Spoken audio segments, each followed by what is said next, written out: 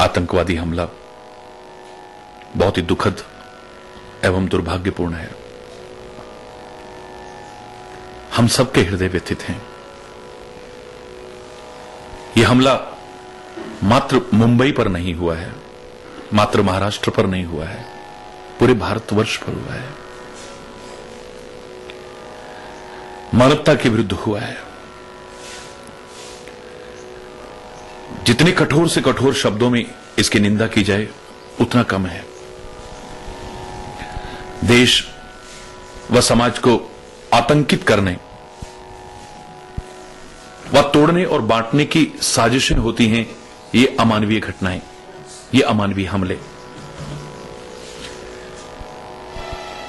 शहीद हुए हैं जो हमारे वीर, या जिन लोगों ने अपनी जानें गंवाई है इस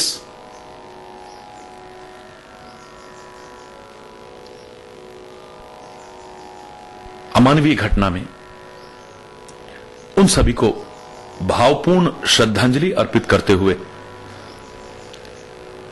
हार्दिक संवेदना व्यक्त करता हूं।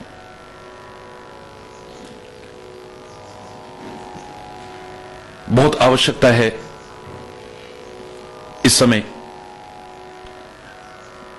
धैर्य बनाए रखने की, समाज में शांति का साम्राज्य बरकरार रखने की, और इन समस्याओं और मुद्दों पर राजनीति का खेल न खेल के दलगत स्वार्थों और राजनीति से ऊपर उठ करके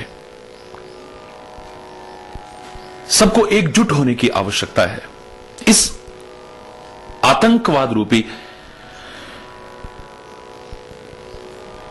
महादानव को समाप्त करने के लिए। आज तो विश्वव्यापी समस्या बन चुका है। हमारा भारतवर्ष कई दशक से इस अघोषित युद्ध की स्थिति का सामना करके कितने निर्दोषों की जानें गंवा चुका है, एक अलग विषय है। समय की मांग है, सारे विश्व को एकजुट होना होगा। हिंसा के इस तांडव को बंद कराने में अपना सहयोग देना पड़ेगा। उनको आश्रय और समर्थन देना बंद करना पड़ेगा जो ऐसा करते हैं।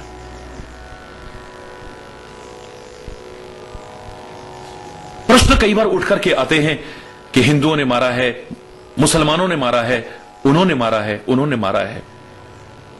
मेरे प्यारे भाइयों, मेरी प्यारी बहनों, मेरे प्यारे बच्चों, मेरे प्यारे प्यारे देशवासियों, इन आतंकियों का कोई धर्म नहीं होता, कोई मजहब नहीं होता है।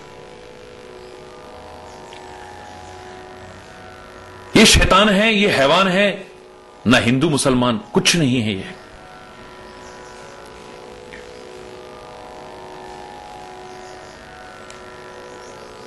खुश होते हैं बहुत से ऐसे भारतवर्ष में पैदा हुए जयचंद भी ऐसी घटनाओं को देख करके कुछ जयचंद हुए फिर पैदा जो जात दुश्मन से मिलते। जब जब आग लगी भारत में उनके चेहरे खिलते, तरस न खाते, जश्न मनाते, अपनी जेबें भरते, अपने नीच कुकृत्यों से इस भारत मां को पीड़ित करते। जख्मी होकर भारत माता फिर से करा रही है।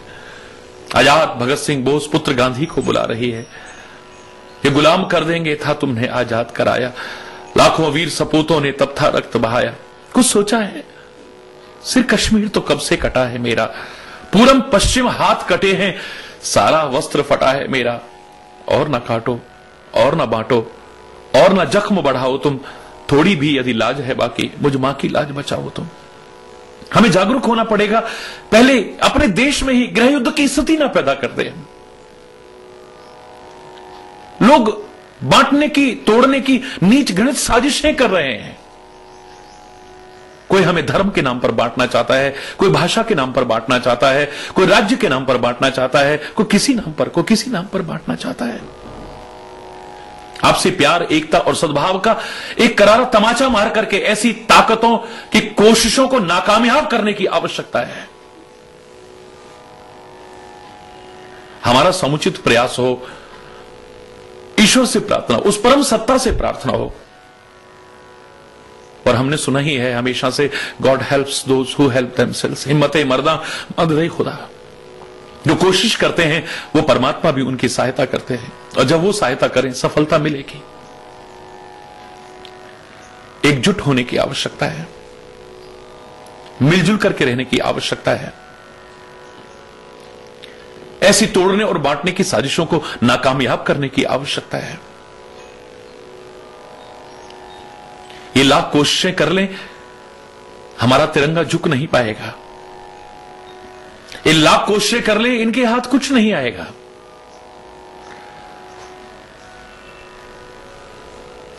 और मैं तो कह रहा हूं, ए आतंक और ए आतंकवादियों, तुम गौर से सुन लो, अमन का चमन भारत है, सदा ही खिलखिलाएगा। आए हैं संकट के बादल, हम सबका समुचित प्रयास होगा, टलेंगे। मैं सरकारों का भी आह्वान करूंगा, सुरक्षा एजेंसियों का भी आह्वान करूंगा, और सारे देशवासियों का आह्वान करूंगा। हम आपसी प्यार, एकता और सद्भाव को खत्म ना होने दें, सांप्रदायिक सौहार्द को खत्म ना होने दें।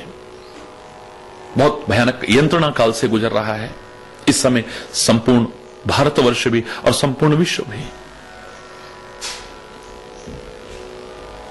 सुखी बसे संसार सब, दुखिया रहे न कोई, यह अभिलाषा है प्रभु मेरी पूर्ण होए।